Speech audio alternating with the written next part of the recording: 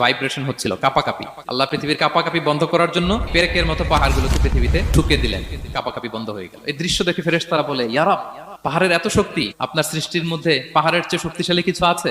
আল্লাহ বললেন আছে। সেটা কি? আল্লাহ বললেন সেটা লোহা, কারণ লোহা দিয়ে পাহাড় কাটা যায়, ঠিক কিনা?